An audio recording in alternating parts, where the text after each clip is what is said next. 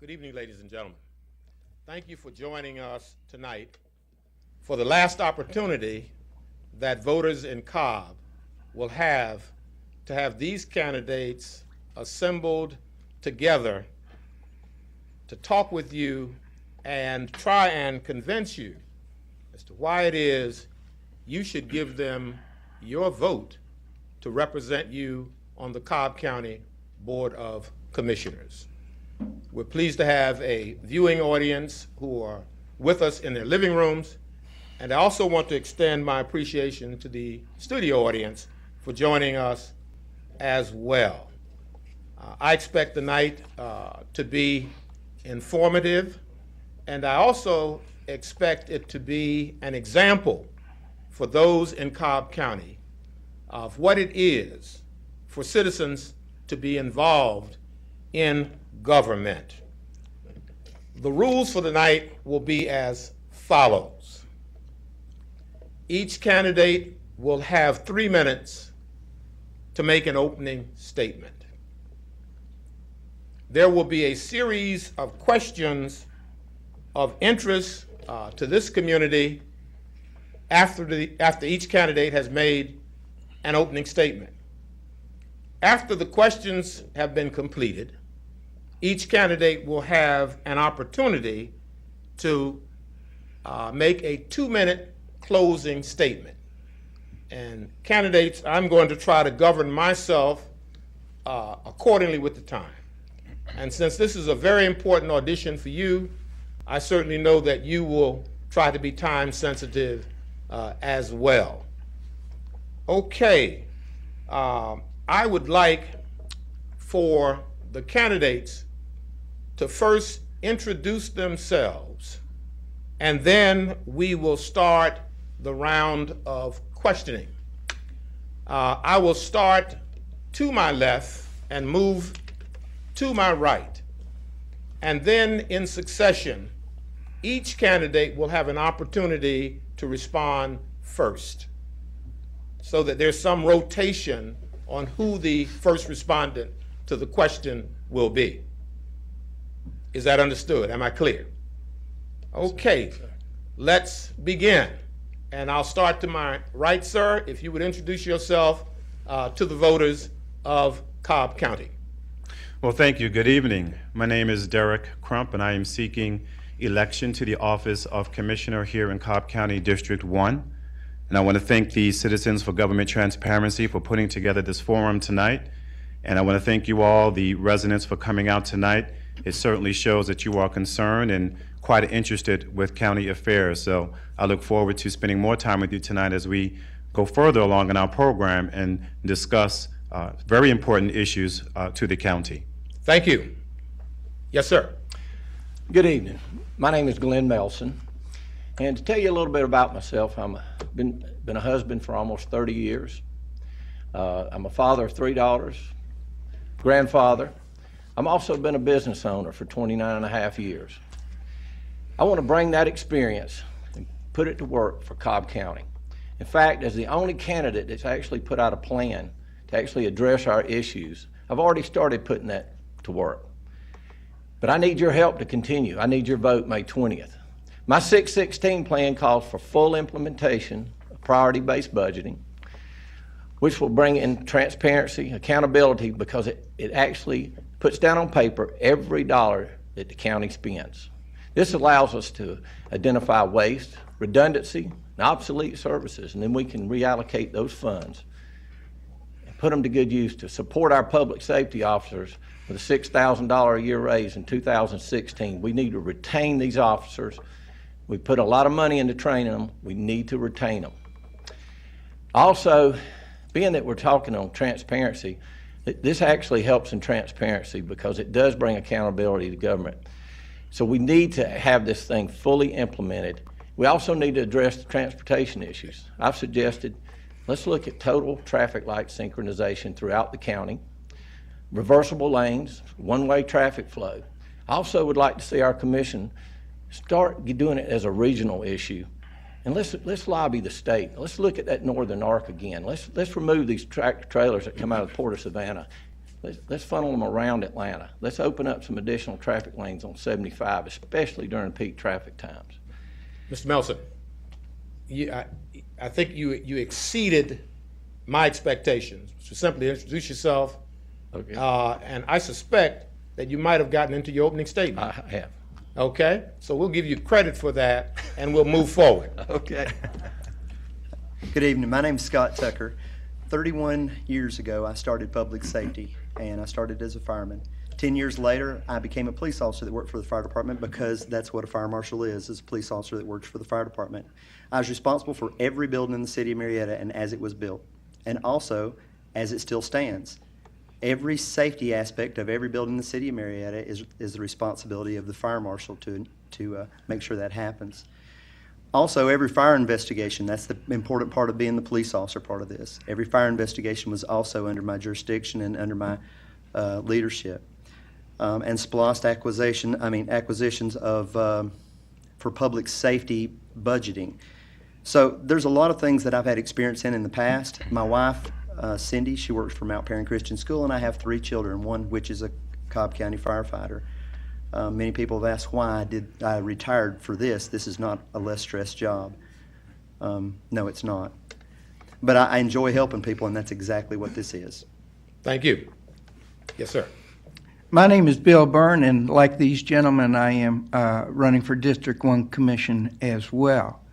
And Dr. Williams, I want to thank you and the Citizens for Government Transparency for bringing us all together, probably for the last time, to address the issues that all of us in this room and hopefully watching on TV are concerned about. And I also want to applaud the gentlemen here who are running for the seat that I am running for, and I want to thank them for their credible, professional campaigns that have been issue-focused, and as I've gotten to know them, I've also grown to respect them. I live in Marietta with my wife, Babe, and similar to these 3 gentlemen, we all married way over our heads, and we know that. Amen. I certainly do. I'm a landscape architect by profession. I have a land planning firm called the Byrne Design Group. And when I'm not doing that, I'm usually running errands or driving my wife somewhere. Not doing that, I'm usually riding one of my 3 horses, and that's how I fill my time. But again, I'm Bill Byrne, and I'm running for District 1 Commission, and appreciate your efforts in bringing all of us together this evening. Okay, thank you to each one of the candidates. And to get into it, and now to be clear, we're at that point of making opening statements. So I'm going to start with you, Mr. Melson, since you were way down the road, and give you an opportunity to finish your opening statement. I'll keep it short. I just want to give you an opportunity to finish it. Again, I'm Glenn Melson. I have brought forth the plan, the 616 plan, as I was stating. It does bring forth transparency and accountability in government. I also am looking to make sure that we protect our homeowners within the county by across-the-board enforcement of our zoning laws. We don't need selective enforcement. We need it across the board. We also need to look at our traffic issues, and that's where I was speaking on the traffic light synchronization. Now, to do that, we're speaking on transparency and accountability tonight. You know, when you shine the light on the bugs usually run out of the room. Bob, where are you? Come on. I want your vote, May 20th. Glenn Melson, District 1, Cobb County Commissioner. Thank you. Thank you. That was a nice adjustment that you made. Nice adjustment. Yes, sir. Mr. Tucker. Okay, this is a little bit different because we've never had an opportunity to quite do this, so I'll go in to explain something I'm hoping that I would get to later. Why don't you take 3 minutes? 3 Please go minutes ahead. it is. Most people have been concerned about a lot of things in Cobb County, but the most immediate concern and the most recent concern that we have is funding for the Braves. I haven't purposely stayed away from that, but I have looked at it and tried to figure out the best way for us to do it. We can all say, yes, I'd like to cut this or cut something else and make sure that this works, and we're going to have to make it work. We all got the determination to make it work. But really, what is the plan to make it work? Well, it's my hope that we will look into going to the Georgia legislature and create an entertainment district out of the CID and around the area of CID and Cumberland. Now, what this does is there's some current businesses in the Cumberland Mall CID area that does not benefit from the additional traffic that comes through. So if there's an entertainment district down there and it was based upon sales tax, then those people in that entertainment district that are actually getting the benefit of the extra people coming into the district will be paying for the resources that it's going to take to run that district. So I realize there's many more things, many more parts of this. I'd love to sit down and talk to people about it. But at this point, I'd just like to tell you that there has to be a plan. We can all say we want to do it, but there has to be a plan, and hopefully this is a plan that would work. Thank you very much. Mr. Burns. Thank you again, Dr. Williams. Again, my name is Bill Byrne, and I too am running for District 1 Commission. I passionately believe personally, and I think all these gentlemen do as well, that the primary responsibility of government at any level is public safety. And my focus within this campaign has to focus on the problems that we are presently having in Cobb County. We were once considered the very best, the finest equipped, best trained, and most professionally paid in the entire 10-county metropolitan Atlanta area. We've lost that distinction, and I am making a pledge to return to that distinction. In so doing, in my track record of the past and my commitment to our future, I'm very pleased to have accepted the FOP, the Fraternal Order of Police in Cobb County, for their endorsement in this campaign. And I pledge to them, as I do every single person who lives and works in Cobb County, that public safety will once again be the forefront of a commission debate in 2014 at its end, and 2015 in its beginning. But I also think that we are overspending our resources and overtaxing our people and businesses. In 2012, I politically led the attack against the T-SPLOST, which was a 10-year proposal to raise Cobb's taxes for programs and projects we didn't want and we didn't need. 69% of the voters agreed with me, and the T-SPLOST failed. The Cobb Chamber, the Cumberland CID, and the Town Center CID spent thousands of dollars promoting that tax increase on Cobb County without realizing what the voters and the residents of this county want and what they need and what they support. But what they didn't get in 2012, they're trying to get in 2014, come through the back door where they couldn't get through the front door. The BRT, the Bus Rapid Transit, is now the selected option in which to bring transit to Cobb. I vehemently oppose this proposal as well, fundamentally from a planning perspective, because it just flat doesn't work. And secondly, we just can't afford it. I am opposing the Bus Rapid Transit proposal because of its tax impact on the residents of Cobb County for years to come. And I also oppose the host of the homestead option sales tax proposal that will be coming forward, which is a tax increase on all of Cobb County's purchasing power, and to the stormwater fee increases within the water system. We're being spent beyond our resources and taxed beyond our abilities. The voters in Cobb County and in District 1 have options. Please select them. Thank you. Okay, gentlemen, now that each of you had a chance to make your opening statements. One more. Mr. Crump, I'm sorry. Your opening statement, please. Thank you. Thank you. Well, once again, my name is Derrick Crump, and once again, I am running for the same office, which is Commissioner here in District 1. You know, I can recall some 8+ years ago visiting the Atlanta area, specifically Cobb County, with my wife as we were still living in New York City.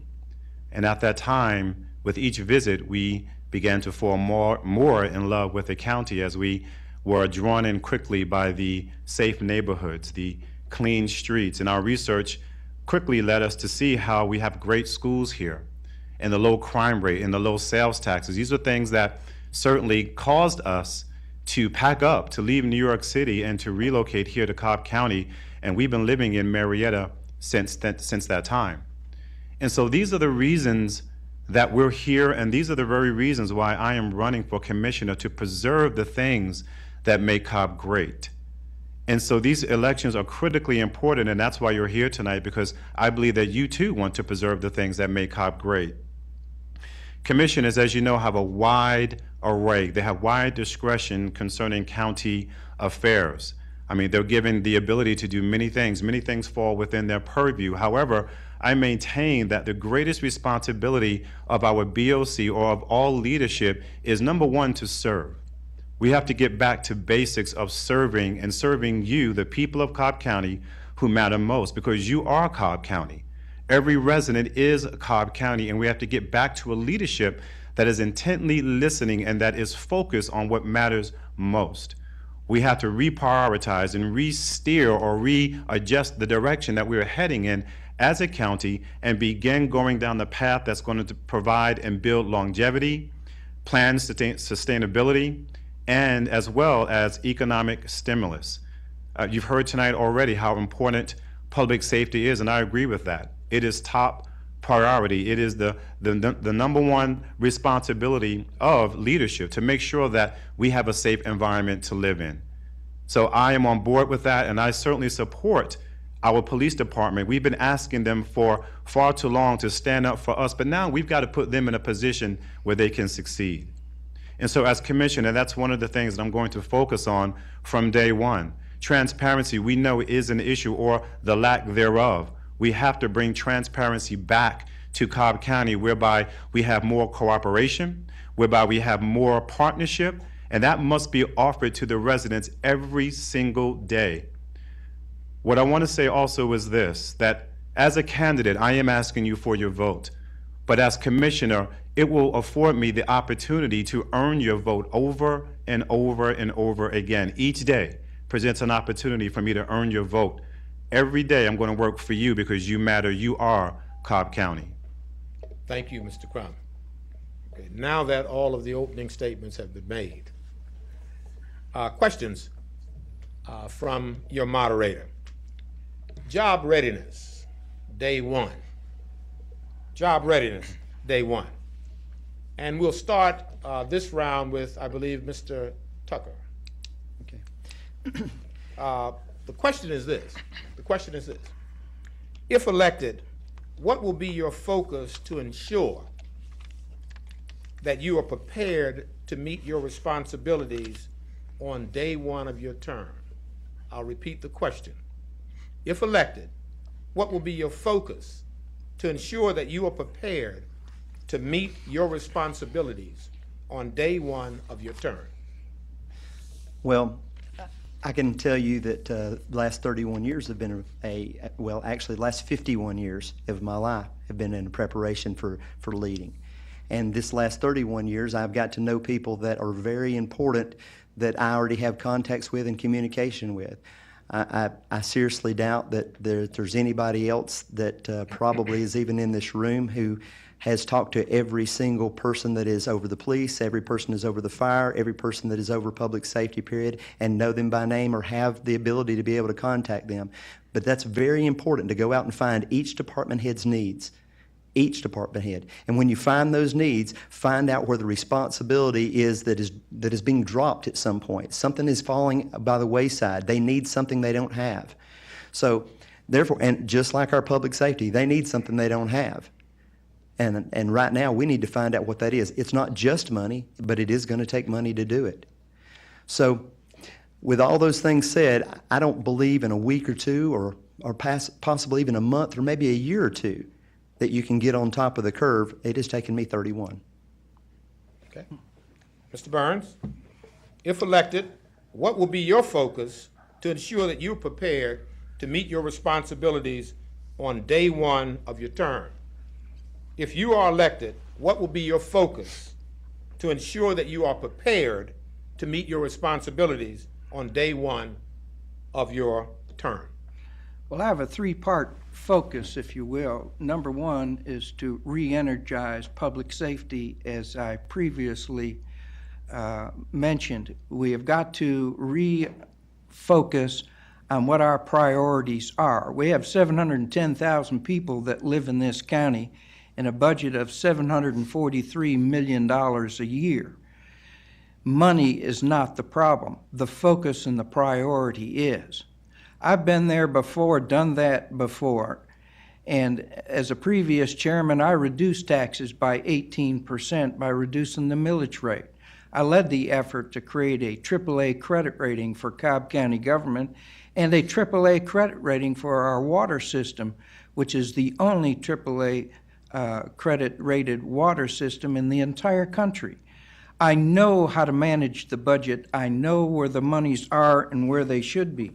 But I also led the effort that at age 62 in Cobb County, you automatically receive a 67% tax cut in your property taxes just because you live in Cobb County. That didn't just happen. All of those issues didn't just fall in our lap. They were managed based on focus and priorities.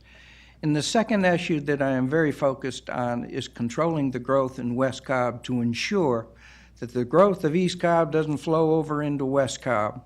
And we've got to protect the quality of life that we have built there. And thirdly, we have to use the assets available to government to protect the most valuable resource that we have in Cobb County, and that's water. We have got to protect Lake Ackworth and Lake Altoona from growth and development, and from, as we have seen recently, from the storm drainage systems that bring so much debris and trash into our water systems. Those are my three focus areas. Thank you. Mr. Crump, Yes, thank you. if elected, what will be your focus to ensure that you are prepared to meet your responsibilities on day one of your term? If elected, what will be your focus to ensure that you are prepared to meet your responsibilities on day one of your term? Thank you. Thank you. That's a great question. Well, I want to submit to you that the time to get ready is now and not when the opportunity is upon you. That's why I'm out every weekend ringing doorbells, canvassing, and talking to the people who matter the most, the residents, finding out exactly what is important to them so that when I do take office, I can take office knowing exactly what I need to focus on because I've heard it firsthand from our residents. And so I'm doing that now, working now to know what the issues are, to be close to them so that I can bring a plan with me day one. But additionally to that, I want to focus and will focus on economic development and stimulus. I believe that just how we use enterprise zones to attract large businesses, we can also model that for small businesses as well. And that will help to infuse our economy, and that will also help us to build an economy that is stronger, that's thriving, so that we don't have to fall back on taxes. I do not support new taxes because we don't need new taxes. What we need is right prioritization, we need proper focus, and we need creative thinking. That's what I'm going to bring day one. Thank you. Mr. Melson, if elected, what will be your focus to ensure that you are prepared to meet your responsibilities on day one of your term? If elected, what will be your focus to ensure that you are prepared to meet your responsibilities on day one of your term? I do love the question. I have spent a lot of time since I've started in this campaign getting prepared for day one. I've spoke to business people. I spoke to a tremendous amount of homeowners. I spoke to engineers. That's why I brought forth plans. Address the budget issue, addressing traffic. I know the problems of Cobb County. I live here, I work here, my business is here. I've spent 29 and a half years running an insurance agency. I meet a tremendous amount of people. I take in, and part of my job every day is to listen to people, find out what their goals are, their needs are, and then find a way to reach those within their needs and within the budget. We do the same thing. I want to bring that business experience, put it to use for Cobb County, and let's make it work for all. Let's have the government working for the people and not just the people working for the government by continually increasing taxes, selective enforcements of our zones, spending BRT money that we don't need, that only focuses on one small group of big businesses. And let's make it Cobb County work for all. I love this county. I live here. My children live and work here. Let's make it great. Glenn Melson, District 1, Cobb County Commissioner. Thank you. Okay, thank you. I'd like for the audience to understand why I asked the question twice. One is I'm trying to assure that the candidates clearly hear the question and they understand the questions, thereby challenging them to be as specific as possible to answer the question. So that's why I'm going through the routine that I am. Ethics in government. It's been a lot over the news, both statewide and locally. It has loomed, I think, to cast a long shadow for government, not only in our state, but in the country. Recently, in our county, 2 complaints have been filed with the County Board of Ethics. The Ethics Board rendered no decision on the first complaint, and the second complaint is scheduled to be heard in June.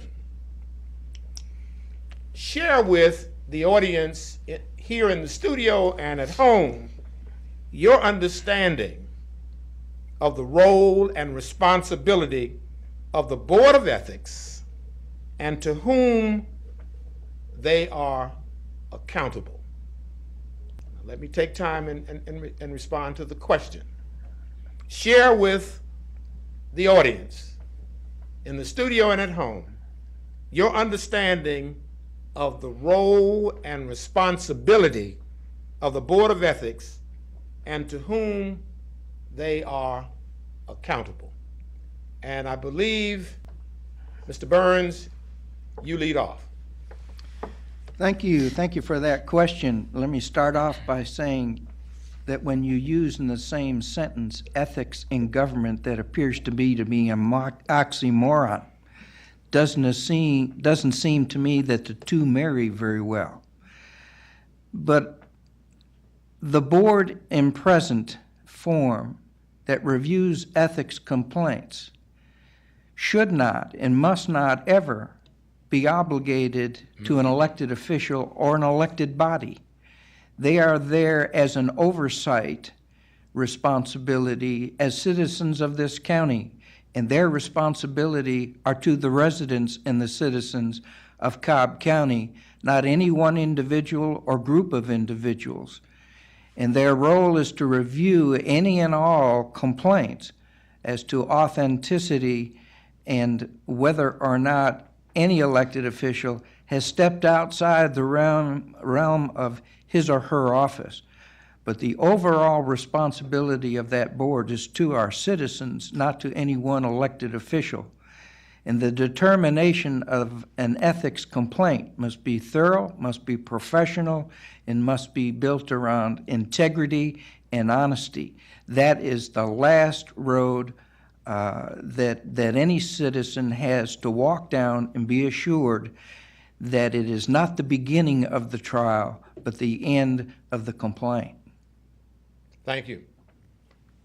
Mr. Crump, share your understanding of the role and responsibility of the Board of Ethics and to whom they are accountable. Share your understanding of the role and responsibility of the Board of Ethics and to whom they are accountable. The Board of Ethics, they are accountable to the taxpayers, the citizens here within Cobb County. The board's role is to ensure that county activity, county business, county leadership is done above board. It's done, excuse me, in a way that is in alignment with county governance and laws. The Board of Ethics is not the sole party or the sole supporter of any one official. Again, they are responsible and answer to the public. And so they are there to make sure that things are done with transparency, that things are also done in a way that meets county regulations and that does not in any way break any regulations or break any laws. And so they are that body that is looking over and looking out to ensure that things are done in a way that meets what we as a county and as the residents of county want and expect from our leadership. Thank you. Mr. Melson, share your understanding of the role and responsibility of the Board of Ethics and to whom they are accountable. Share your understanding of the role and responsibility of the Board of Ethics and to whom they are accountable. Quite briefly, the role of the Board of Ethics is to make sure that our officials, our elected officials, are held accountable and there is transparency if there becomes a complaint, so that we have rulers in our government and our government officials making sure they're making the right decisions, the right choices, legal, moral, and ethically. And they are totally accountable to the taxpayers, the voters, the citizens of Cobb County, and our government officials should be held to that standard. Transparency shines a light, and we need to make sure our Board of Ethics continues shining that light. Thank you. Thank you so much for the transition. Are you working with me? I'm trying my best. You helped me transition. Okay. The next topic is I'm sorry. That's okay. I would miss that one in a heartbeat. Oh, you would? Okay. I am sorry. Mr. Tucker, Yes, sir. share your understanding of the role and responsibility of the Board of Ethics and to whom they are accountable. Share your understanding of the role and responsibility of the Board of Ethics and to whom they are accountable. Well, obviously, they are accountable to the citizens. However, I think people have a misconception of what ethics actually is. And we're to abstain from the appearance of evil, and that's a biblical term, but it also applies really well with everything that we do in front of our government, or with our government. As the fire marshal, I could not be fired by the chief. I'm the only person that couldn't be fired.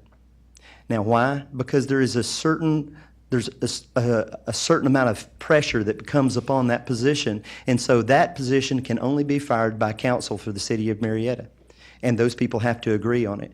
Therefore, it left the fire marshal able to do his job without individual pressure. In this case, the Board of Ethics should be not only accountable to the citizens, but should be in front of the citizens with an answer. If they don't have an answer, they haven't properly done their job. If they can't explain why that they have released an ethics complaint, they haven't done their job. Thank you. Thank you. Transparency. Y'all brought it up first, okay? And this is a lengthy question, but it provides context for a lengthy statement, context for the question. The statement is, although a majority of residents in the county support the Braves coming to our county, 53% want more public hearings. 39% think the county commission hasn't been upfront about the true public costs of the Braves move. 87% do not believe the county commission has been transparent and open about the process.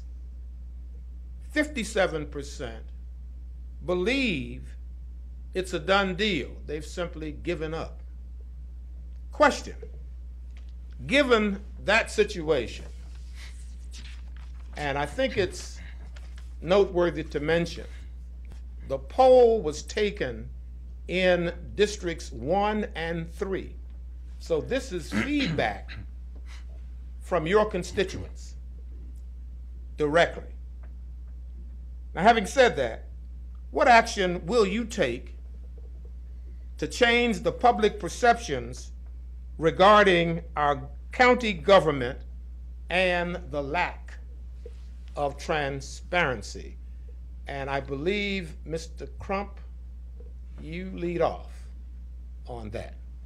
Thank you. Thank you. Transparency is critical. In fact, transparency is a must. Anything less simply will not do for our county, for our residents. As I stated earlier, with every canvas, with every doorbell, with every person that I speak to, the message is their concern rather is common in that they are fearful that public safety is being put on the back burner for the Braves. How the Braves are really taking up all of the investment, resources, and focus. And so one of the things that also comes up is that they woke up one day and suddenly they read that the Braves were coming to Cobb County. So the transparency issue is there and it must be dealt with. As commissioner, one of the things that I'm going to focus on is modifying what the commissioners now have the ability to do or to work under, and it's called minor modifications. I think that speaks directly to the lack of transparency that we have. The minor modification simply allows the Board of Commissioners to resurrect a decision that's already been voted on. And they can do that without including you, without calling you to the table. That's got to change. That's got to stop. And as long as that is still in place, we will have transparency issues. And I'm not saying that we need to do away with the minor modifications, but I am saying that we need to restructure it. At minimum, any decision or law or governance that's put forth that involves this county, every single one of our residents needs to be called to the table, because we need to have a stake in what happens right here where we live. Thank you. Mr. Melson, what action will you take to change the public perceptions regarding our county government and the lack of transparency? What action will you take to change the public perceptions regarding our county government and the lack of transparency? Thank you. Transparency speaks for itself. It involves accountability. It involves accessibility. As a commissioner, I plan to be accessible. I'm accessible on a daily basis to my customers. I want to be accessible to all the voters in District 1 and Cobb County. You've got to be accessible. If we have changes, we need to take them before the public. And let's have a public hearing on it. Let's have town hall meetings. We've got to make ourselves accessible to the public in order to provide that transparency and accountability that is so needed within this county. That poll came out today in the AJC. We need to have more accessibility and more transparency in our government. You want to make sure that the citizens of the county know what's going on, why we've made the decision, and as soon as, just with the Braves, you brought up the Braves, the MOU is signed, the Memorandum of Understanding, let's start bringing it forth before the public. Let's have some discussions on it. This is a huge investment for the people of Cobb County. This is going to affect every one of us in Cobb County, even if you're not in that particular district. It's going to affect you because it will affect our taxes. We do not know for sure how much money has actually been promised and spent on the Braves. We need that transparency in Cobb. Thank you. Okay. Mr. Tucker,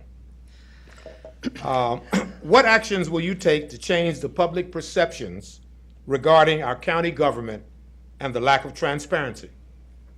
What action will you take to change the public perceptions regarding our county government and the lack of transparency? It doesn't matter whether you're a Democrat or Republican. It doesn't make any difference. What people really want is somebody they can trust. And that's what the citizens of Cobb County are ready for, somebody they can trust. It's not that they can't trust these people. They don't know they can trust them because they're not getting the information out. I could sit here and tell you they could go through Facebook, Twitter, TV 23, town hall meetings, websites, phone calls, emails, mass mail. Lord knows we can do mass mail if you've got your paper here. I mean, if you've been to the mailbox lately. Nixle, text, newspaper. You know, there's 1,000 ways here that we can get information out to the public. We're not trying hard enough. And most people would be very happy with what some of the commissioners have done so far if they would have just known about the decisions and been able to have input on them. We don't have input. We have a feeling of uncomfortable distrust. And what we need to do is to make sure that, as everybody has said, make sure that we're accessible, but we're going to have to get the word out. Sometimes people don't come to us. Let's go to them. Thank you. Mr. Burns?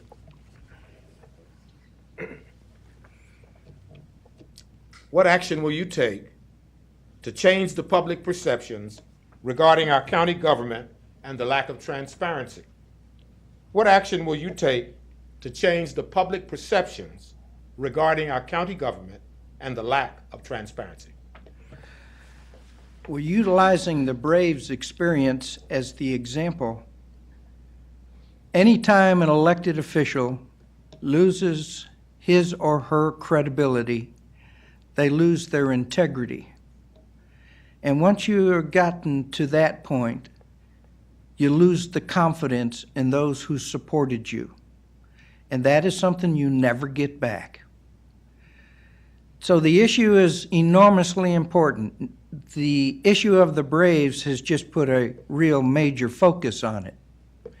If you believe media reports, discussions between our chairman and the Atlanta Braves, including the Chamber of Commerce, began last summer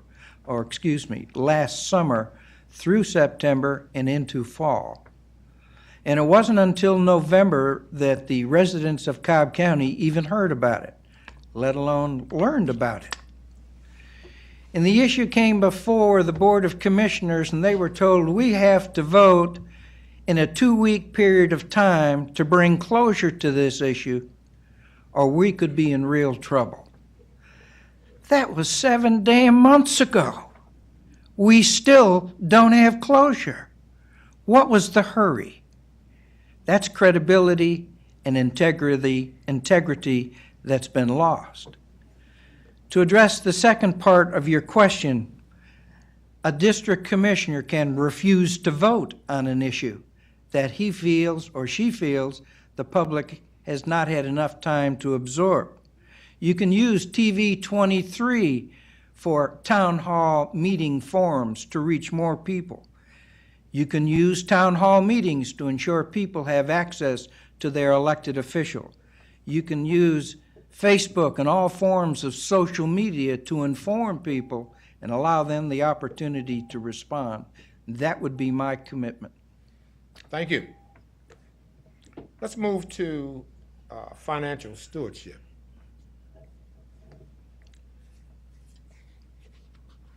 A recent poll in your district indicates that 64% of the residents oppose using public funds to help pay for the Braves Stadium. Do you believe that the Board of Commissioners should move forward with their plan to use public funds? Or should the Board of Commissioners involve the voters through referendum? If so, why? If not, why not? And I believe, Mr. Melson, you're up first.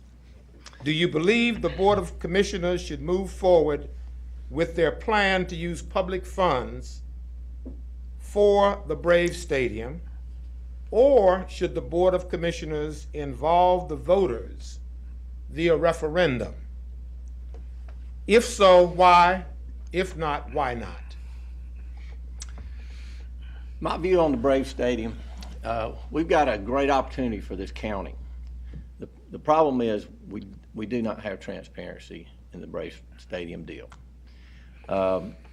Moving forward, I would have liked to have seen a true public-private partnership where if we're going to share in the expenses, let's share in the revenue with the Braves. Cobb County is a great county. We were doing well. But to take on 50% of the cost and expenses and none of the revenue, trying to guess where we're at on tax revenue that will come in, that's all an estimate. We don't really know, but yet we're trying to get committed. I would like to see them slow down. Let's take a look at this. Let's have more public hearings. The taxpayers of Cobb County, and in this economy, we don't need to keep hitting those on fixed incomes and our senior citizens. We really need to take a public referendum, and let's hear about, before we spend $300 million up front, 547 servicing that loan, $35 million a year on capital maintenance, and whatever other costs they've got built in. I know $18 million came out a few weeks ago. We really don't know. Why don't we know? That's a great question.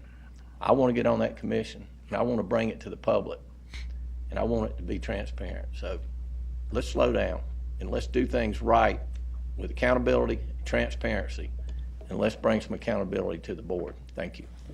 Thank you, Mr. Melson. Mr. Tucker, do you believe the Board of Commissioners should move forward with their plan to use public funds for the Braves Stadium, or should they involve the voters via a referendum? If so, why? If not, why not? Well, I think the first is a yes or no question. Should they move forward? No. The reason that they shouldn't move forward is because they haven't got the citizens behind it yet. I think they can go through with this deal. They should go through with this deal, but they need to get the citizens behind them. The only way to do that is give the citizens a voice in this. I think that we're committed, but the truth is who are we committing? The 5 people that are up here are not the only ones committed for this. The people that are committed for this are the people that are going to give their tax dollars. Do you allow somebody to invest in your future without knowing anything about it or having any input? No, it doesn't happen. And the reason it doesn't happen is because it's your money, and you should have the ability to be able to move your money in the direction you think is best. Now, in this county and in every county, we have a vote, so the majority does rule, but we haven't had that yet. So I would like to get the citizens involved. I think we can move forward, but we can't move forward until we get the citizens involved. Thank you. Mr. Burns, do you believe the Board of Commissioners should move forward with their plan to use public monies to support the Braves Stadium, or should the Board of Commissioners involve the voters via referendum? If so, why? If not, why not?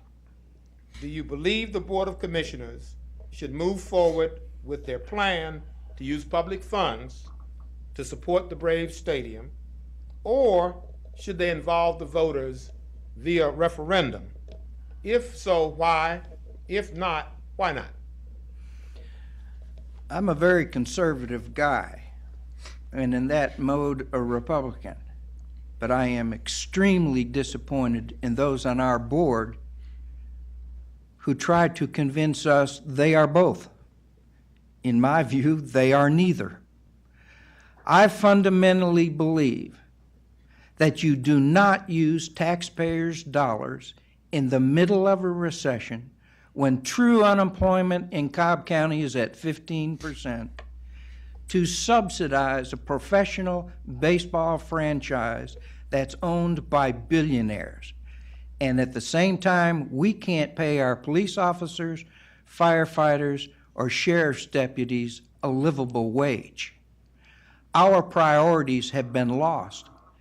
And if the voters across this county, and specifically in District 1, want to take back their county, this is their opportunity. We have committed, we meaning Cobb County, on the surface to pay $300 million to the Braves to come here. In reality, over a 30-year period of time, that payback exceeds $600 million with a commitment of $18 million a year to pay it down. That's obscene. And for a Republican to support that kind of conversation is fundamentally wrong. A magnitude that is beyond description. And the only way that you can commit and fund that kind of obligation with taxpayers' funds is with their authorization, and I would have required that be a referendum of Cobb County voters. We would have had 7 months to accomplish that. Thank you. Mr. Crump? Do you believe the Board of Commissioners should move forward with their plan to use public monies to fund the Brave Stadium? Or should they involve the voters via referendum? If so, why? If not, why not? Do you believe the Board of Commissioners should move forward with their plan to use public funds to support the Brave Stadium, or should they involve the voters via referendum? If so, why? If not, why not? My position on that is no. I do not believe the Board of Commissioners should use public funds to fund the Braves Stadium.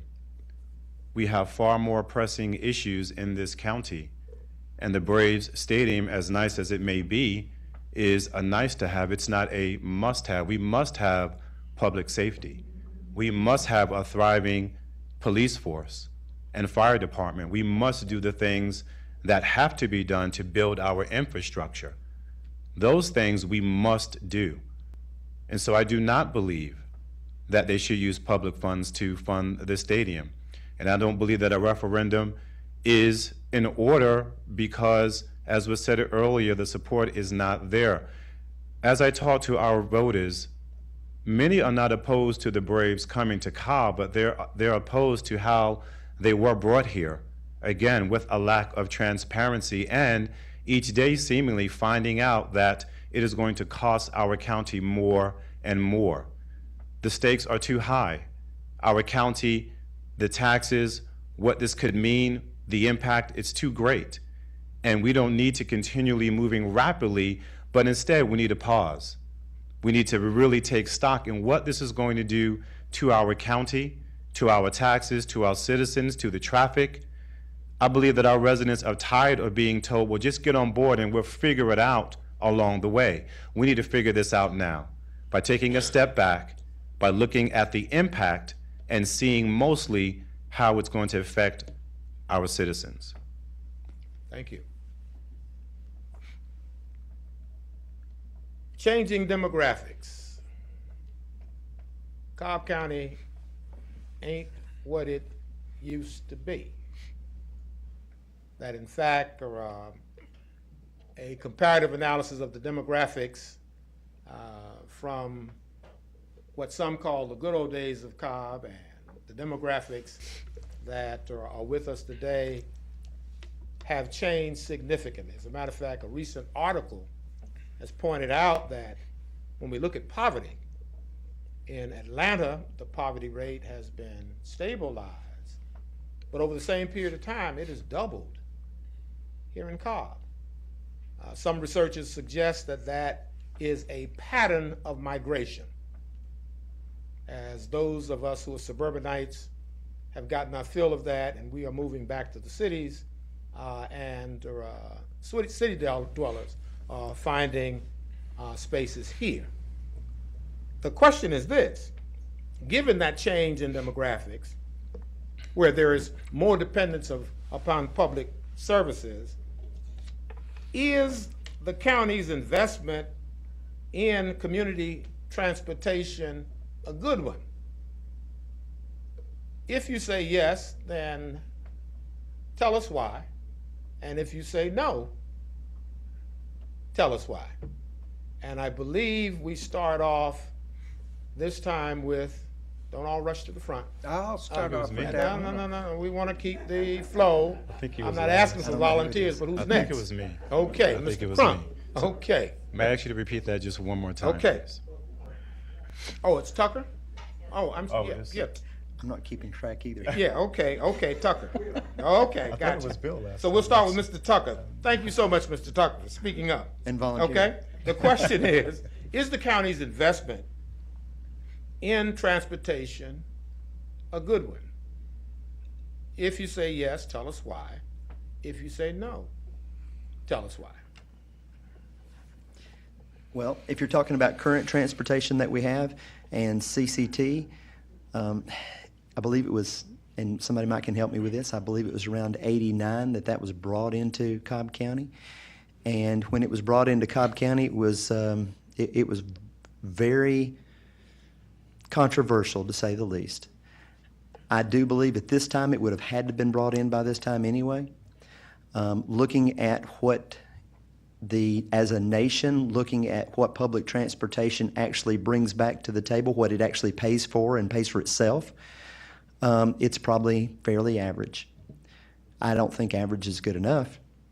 I think that that system needs to be looked at and it needs to be monitored more closely. I realize right now we're paying somewhere around $63 a moving hour or something like that to have it managed. And, you know, I'm not saying that that's out of the normal. What I'm telling you is that we're losing too much money off of it. And the fares seem to be probably within margin. So the problem is that we're not running an efficient enough system, or we could do better.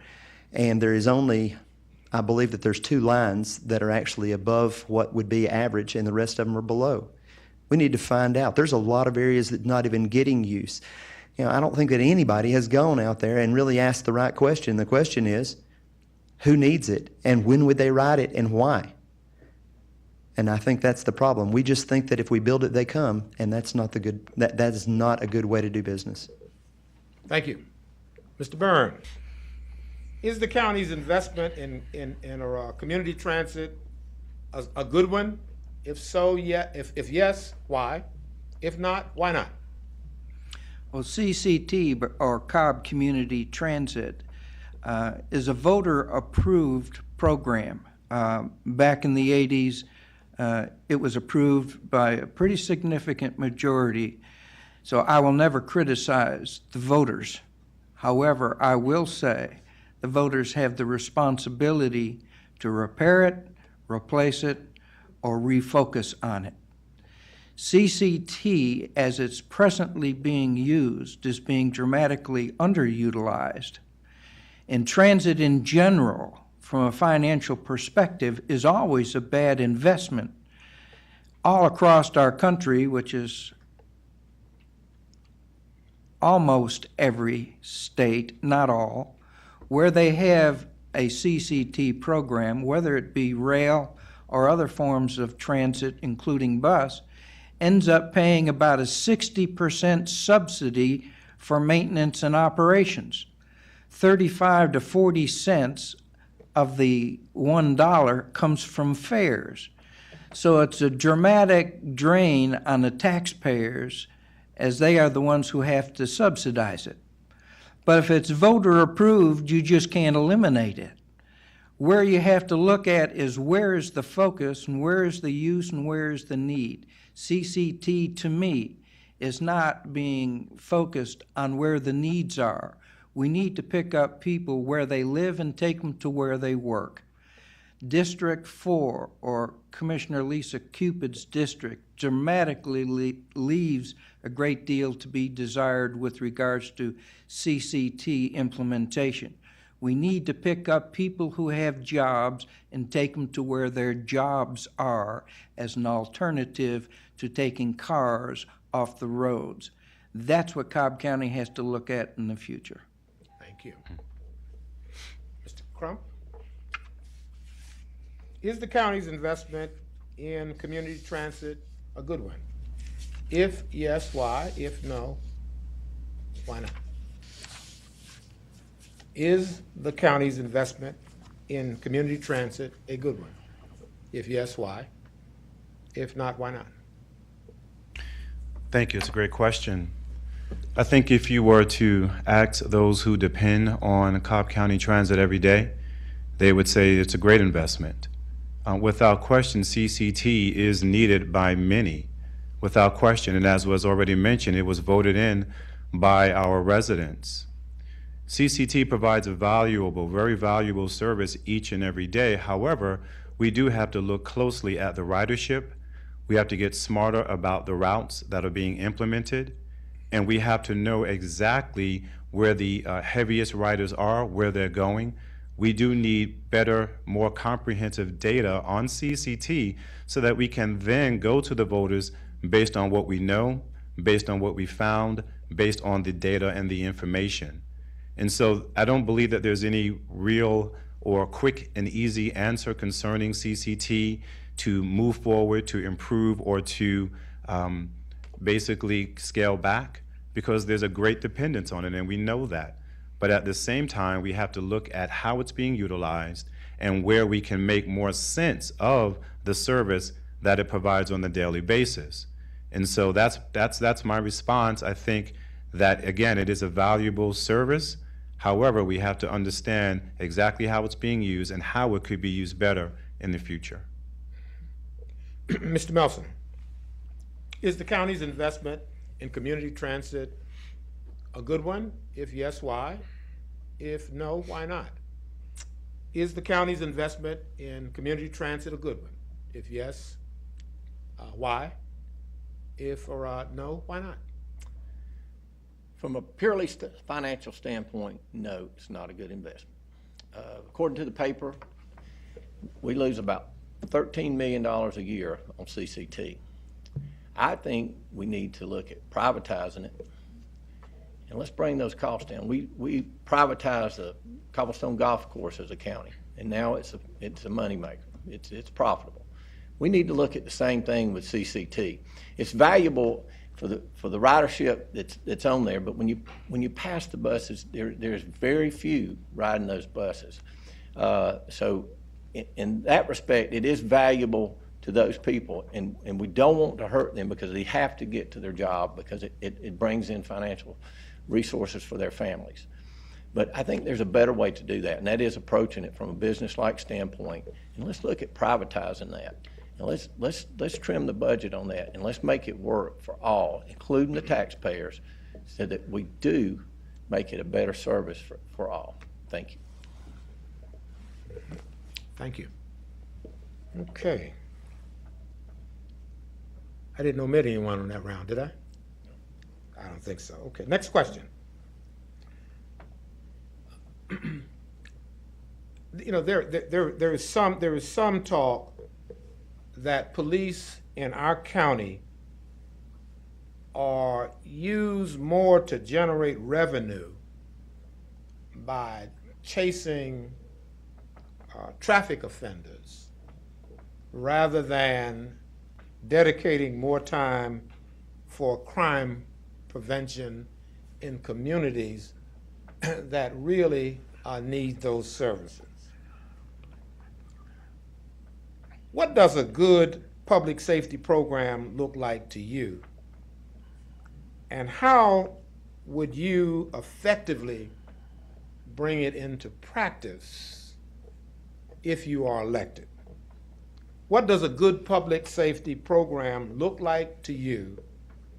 And how are you going to effectively bring it into practice?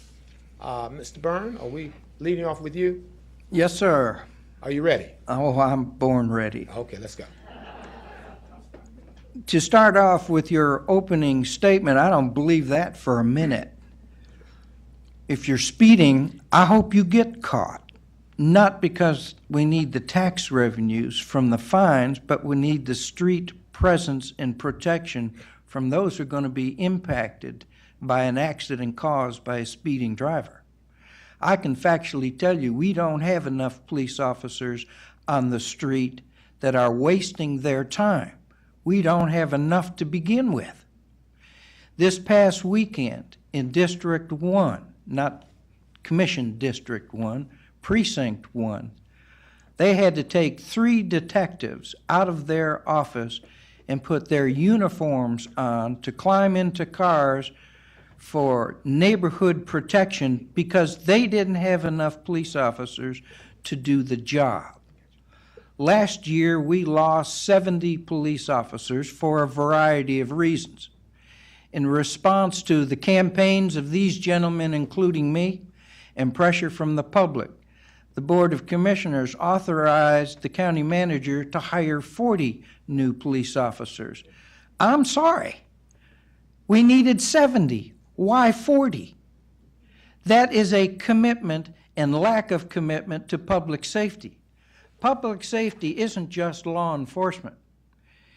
It includes the police, fire, sheriff, superior court, state court, juvenile court, district attorney's office, and a variety of other functions as well.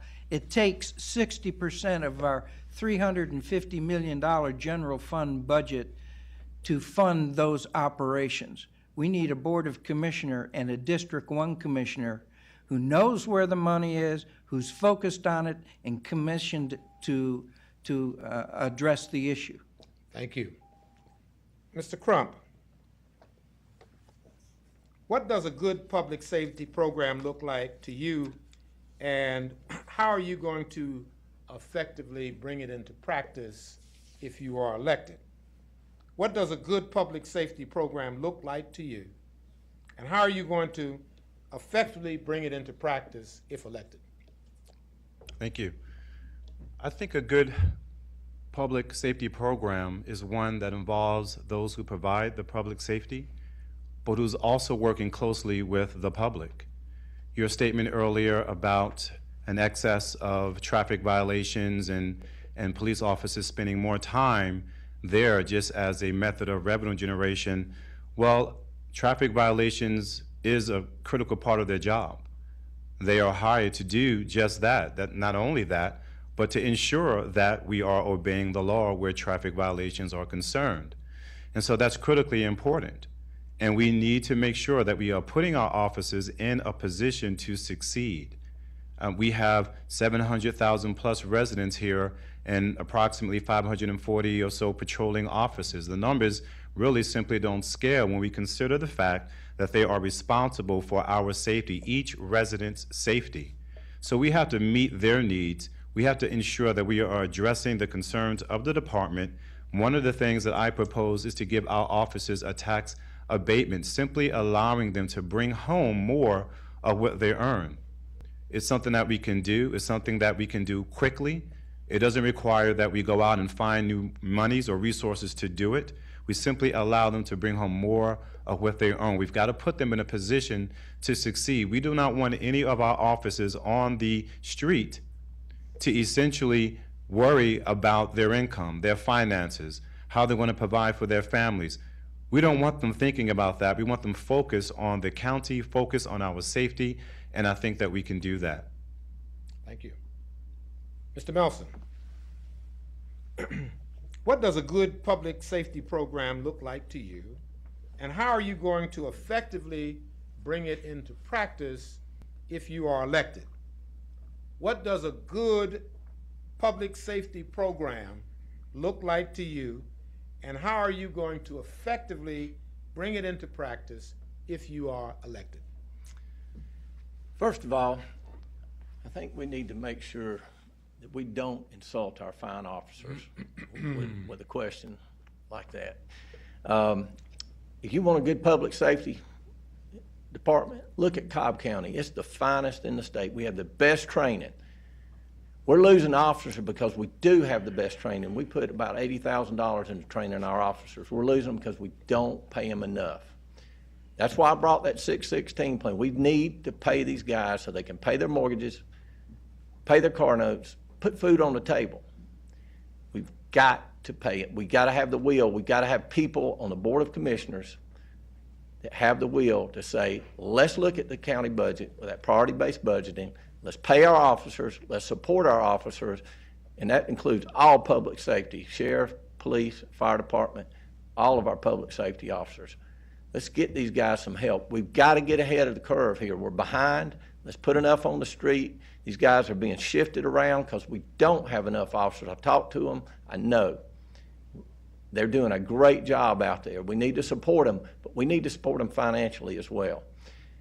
If this Brave Stadium goes through, guess what? It puts another burden on an already taxed police force that's short. Let's don't do that. We've got to do it now and implement this budget now and get it in place, get our officers in place so that we get ahead of it. We cannot keep stressing our officers. We put them in dangerous situations because they don't have enough backup. Let's get them out there on the street. Let's get them trained, and let's keep our finest police force, and let's support it financially. Thank you. Okay. Mr. Tucker, what does a good public safety program look like to you, and how are you going to effectively put it into practice if you are elected? What does a good public safety program look like to you, and how are you going to effectively put it into practice if you are elected? Just 3 minutes, right? Okay. 2 minutes. 2 minutes? Okay. Well, 147,000 calls last year is what the police department ran, somewhere in that ballpark. That's 450 calls per square mile. That's a lot of calls. I don't think they have time to be messing around with anybody trying to figure out some way to give somebody, pull them over and give them a ticket if there's not a necessity to it. Saturday night, my in-laws got broke in by somebody while they were there. Police department was there by the time I got there, and I live a half mile away. They did the best they could do. And when they went in, they did the very best they could do in helping with the situation. But they had calls holding, as they always do. So they left as soon as they were able to mitigate whatever situation they had. And I hit the road, found the guy, and then they came back and they arrested him. You know, this is absolutely the most ridiculous thing in the world to put public safety last in a county's budget. It's ridiculous. Now, how would I do it? They need support. They need good hours. They need, and when I say support, I'm talking about support from the community as well as their supervisors. They need the better hours to work. Now, and also I want to remind everybody that public safety that we're talking about in Cobb County is just a small portion, because we have Ackworth, Marietta, Kennesaw, we have Smyrna, and they're all great officers, and we can't give them a raise, but we can support them. And so every single one of these things need to happen, and yes, they're going to have some money. But money by itself, throwing money at a problem, is still a problem with money at it. So we need to give them the utility, the tools that they need in order to do their job, and the praise that they need in order to do their job effectively. Okay. Thank you. Thank you, candidates, for your participation this evening. We thought it would be informative for us. I believe that we've met that expectation. That's all the time that we have left for District 1 candidates. We're going to ask our audience, our studio audience, to please give them a round of applause. And let's consider ourselves adjourned, and I know the voters are a bit more acquainted with you so they can make an intelligent choice. Thank you. We're going to take a short 10-minute break, and we will reconvene to spend some time with candidates from District 3. Thank you.